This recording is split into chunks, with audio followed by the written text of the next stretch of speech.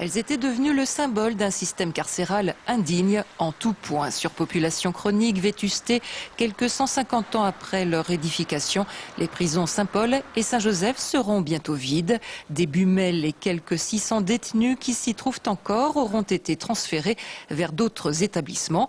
Comme ici, à Corba, une maison d'arrêt flambant neuve, plus conforme aux règles pénitentiaires européennes. Corba, c'est 690 places, dont un quartier femmes de 60 places. Le tout destiné aux prévenus et condamnés à des reliquats de peine de moins d'1 an. 690 places, mais peut-être plus. Les syndicats s'alarment en effet aujourd'hui de l'installation dans certaines cellules de 2 lits au lieu d'un seul.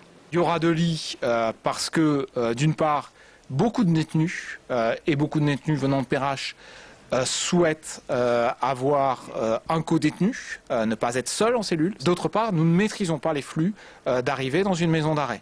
Et c'est peut-être là le hic. Au 1er janvier 2009, en Rhône-Alpes-Auvergne, on comptait 5228 personnes écrouées, dont près de 27% de prévenus, un chiffre en hausse de 3% par rapport à 2007. Seule satisfaction, le nombre de mineurs incarcérés a lui diminué pour s'établir à 43. L'objectif pour l'administration pénitentiaire, favoriser les aménagements de peine et la réinsertion future des personnes incarcérées.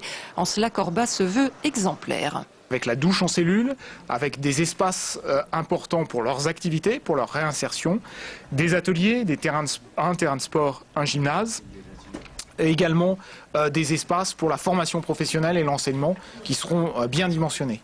Quant au devenir des bâtiments délaissés par l'administration pénitentiaire, il est plus incertain. Simon-Luc devrait accueillir à la fois un lieu de mémoire et l'université Lyon 3. Saint-Paul et Saint-Joseph n'intéressent pour l'instant personne, en tout cas officiellement.